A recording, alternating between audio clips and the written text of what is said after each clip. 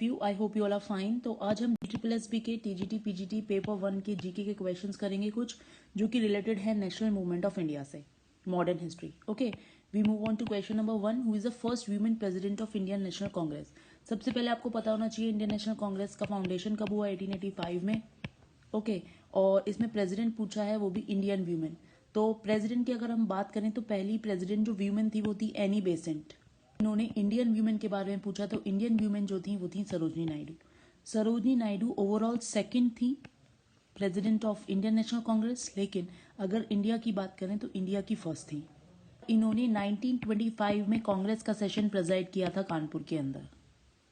This is important. Now we move on to question number 2। Prime minister of England at the time of quit India movement was. Quit India movement आपको पता होना चाहिए 1942 में हुआ था, और उस टाइम प्राइम मिनिस्टर कौन थे इंग्लैंड के? ऑप्शंस दिए गए हैं, चैम्बरलेन, चर्चिल, क्लेमेंट एटले, मैकडोनाल्ड। तो Churchill is the right answer. Winston Churchill जो थे वो प्राइम मिनिस्टर थे ब्रिटेन के eight the time of second world war. Second world war जो हुआ 1940 से 45 के बीच में हुआ था। ओके, और इस टाइम पे Winston Churchill was the prime minister of England. दौरान हमारा क्विट इंडिया मूवमेंट भी चल रहा था। Now move on to question number 3। To which Indian goes the credit of initiating the theory of drain of wealth?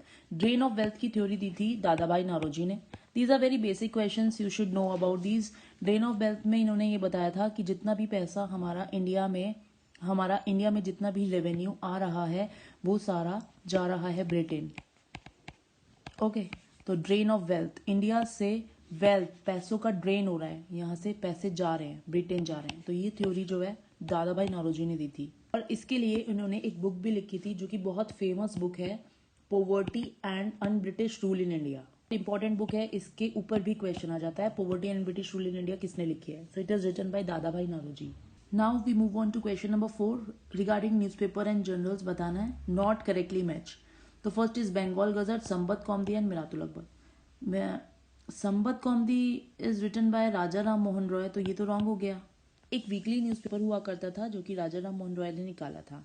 Bengal gazette भी एक famous newspaper है जो कि जेम्स ए हिकी ने निकाला, ये बिल्कुल सही है।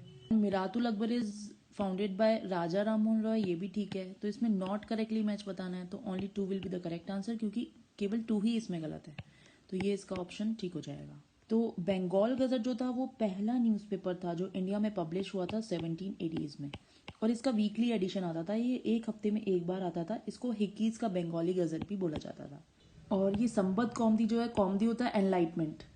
ओके, वीकली न्यूज़पेपर था बंगाल का, ये केवल बंगाल में आता था, और इसको राजा राम मोहन रॉय ने निकाला था। ओके, मिरातुल अकबर भी राजा राम मोहन रॉय की ही फाउंडेशन है।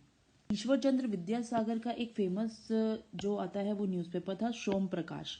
सोम प्रकाश जो है ये इंडिगो प्लांटर्स जो थे और लैंडलॉर्ड्स जो थे उनको स्ट्रांगली क्रिटिसाइज किया था, और इस न्यूज़पेपर को बंद कर दिया गया था 1878 में, क्योंकि उस टाइम जो लॉर्ड लिटन जो वाइसरॉय था इंडिया का, उसने वर्नाकुलर प्रेस एक्ट लेकर आया था। वो वर्नाकुलर प्रेस एक्ट में ये था कि जितनी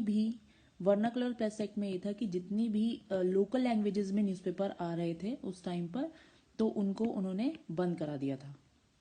प्रकाश जो है उसी का एक एग्जाम्पल है जो कि ईश्वर चंद्र विद्यासागर ने निकाला था 1878 में। I hope you are getting this.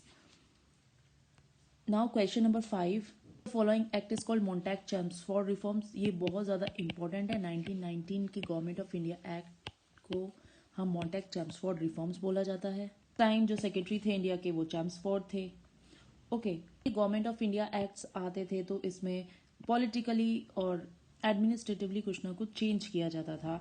जैसे गवर्नमेंट ऑफ इंडिया एक्ट 1990 में डायरकी लाई गई, ठीक है, डायरकी प्रोविंस के अंदर लाई गई। प्रोविंस मतलब जो स्टेट्स हुआ करती थी। प्रोविंशियल सब्जेक्ट्स को 2 में डिवाइड किया गया था, एक रिजर्व सब्जेक्ट्स हुआ करते थे और एक ट्रांसफर्ड सब्जेक्ट हुआ करते थे। रिजर्व सब्जेक्ट्स पर केवल वाइस रॉय जो होते थे वो ही लॉ बना पाएंगे, और ट्रांसफर्ड सब्जेक्ट्स पर प्रोविंसेस को कुछ पावर दी गई थी उन पे बनाने की। जैसे आज की डेट में हम देखते हैं 3 लिस्ट होती हैं, यूनियन लिस्ट होती है, स्टेट लिस्ट होती है, कंकरेंट लिस्ट। यूनियन लिस्ट में केवल सेंट्रल गवर्नमेंट ही लॉ बना सकती है, स्टेट लिस्ट में स्टेट गवर्नमेंट बना सकती है, कंकरेंट लिस्ट में दोनों ही बना सकते हैं।